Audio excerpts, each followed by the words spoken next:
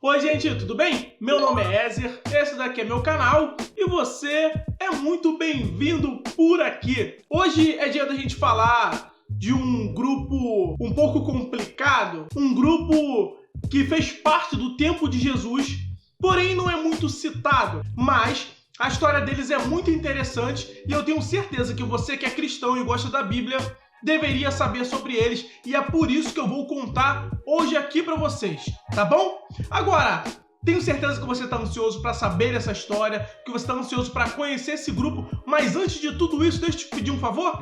Se inscreva no canal, por favor, porque esse é o nosso salário, o seu like, a sua inscrição, o seu comentário, é isso que motiva a gente conseguir seguir em frente e fazer os vídeos para vocês, trazendo essas curiosidades que eu tenho certeza que vocês se amarram, tá bom? Agora, sem mais delongas, sente no seu sofá, se acomode na sua cama e depois da vinheta eu te conto tudo. Vambora?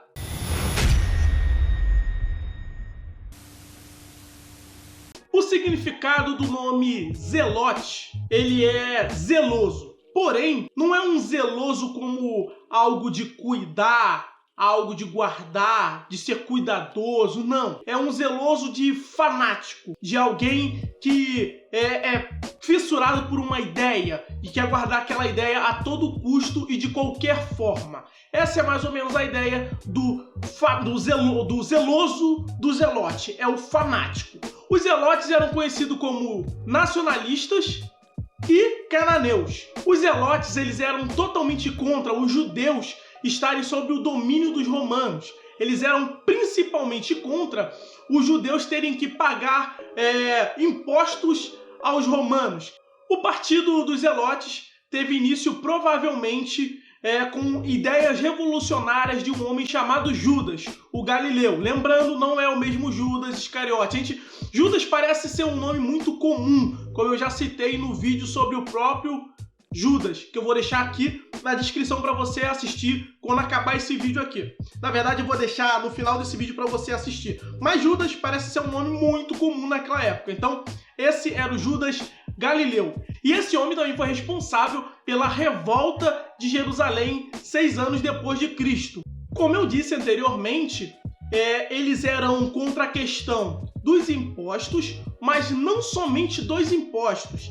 Eles também tinham a ideia de que o governo de Israel ele era teocrático, ou seja, quem deveria mandar Israel, quem deveria governar Israel era Deus. E a partir do momento que algum judeu aceitasse o fato de não ser governado por Deus, de ser governado por uma outra nação pagã, automaticamente eles estavam traindo Deus, traindo o governo de Deus. Aí você olha para o princípio, para a ideia do partido e você fala, é interessante. E por causa disso, foi fácil eles conseguirem seguidores, eles conseguirem apoiadores e pessoas que fossem para o lado deles também. E assim começaram a trazer problema para os romanos. Começaram a ser uma pedra no sapato dos romanos. E aí o que acontece? Se fosse só uma luta pacífica, estava tudo tranquilo. Só que a questão é que os zelotes eles acreditavam na força bruta, eles acreditavam na violência. Para eles, tudo estava bom desde que funcionasse. Não importava o que eles estavam fazendo, importava que no final fosse funcionar. E aqui é a primeira coisa que a gente tem que abrir os olhos. Nem tudo que funciona está certo. Nem tudo que está andando é porque está certo. Existem princípios que precisam ser respeitados.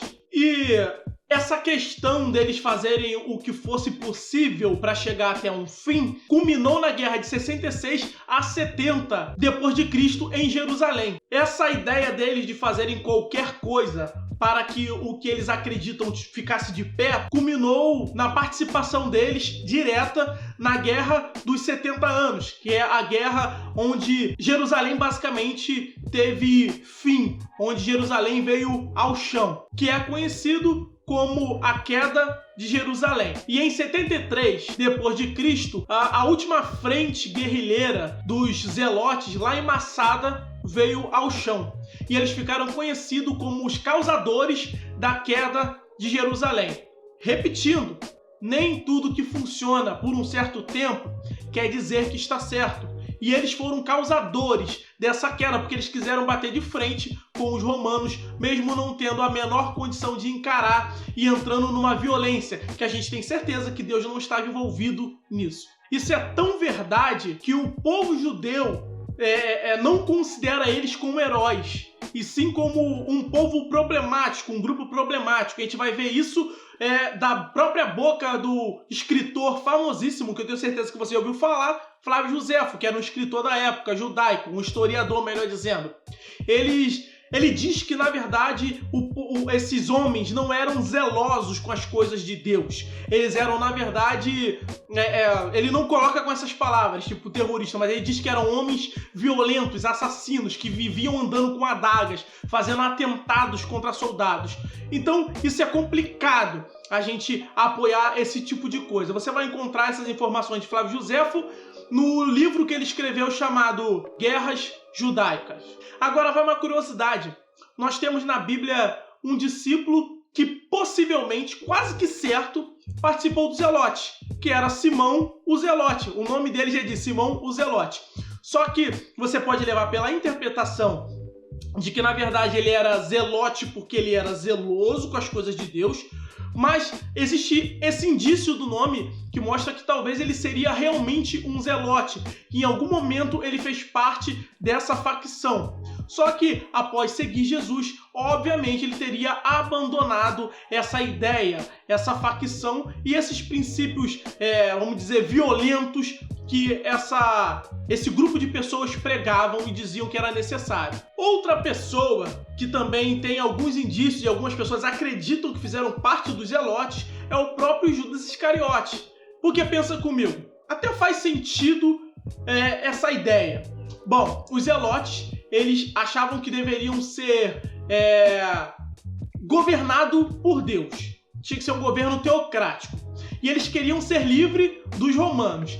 Aí aparece Jesus, que ele diz que é filho de Deus, ele se coloca como, vamos dizer, rei dos judeus, alguém que vai libertar, ele é o escolhido, ele é o libertador. Então ele pensa, bom, se ele é o libertador, se ele vai tirar a gente da mão dos romanos, se ele é o próprio filho de Deus, dois coelhos com uma cajadada só, uma paulada só. A gente vai ser governado pelo Filho de Deus, governo teocrático, e também vamos ser libertos da mão dos romanos.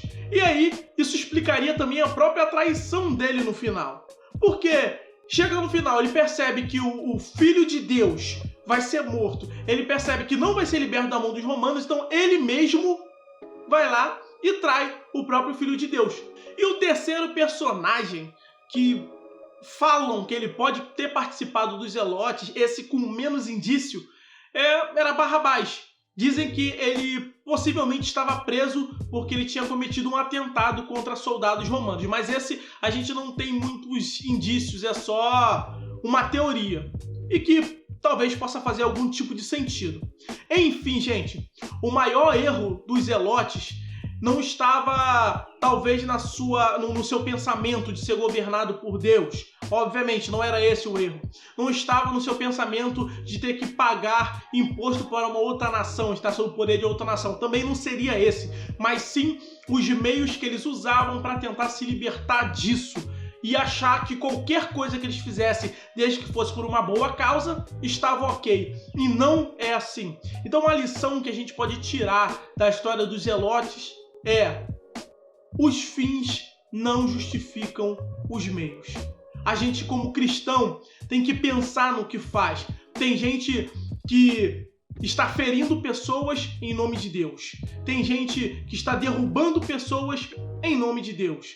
Tem gente que está tomando atitudes não cristãs no nome de Deus. E, gente, a verdade é que existem princípios que precisam ser respeitados. Galera, fique com Deus. Não se esqueça de dar o like aqui, tá bom? Eu preciso muito do seu like. A sua inscrição, então, pelo amor de Deus, eu preciso muito da sua inscrição. Não se esqueça de fazer isso, tá bom? E eu te aguardo no próximo vídeo. Fique com Deus, um abraço e valeu!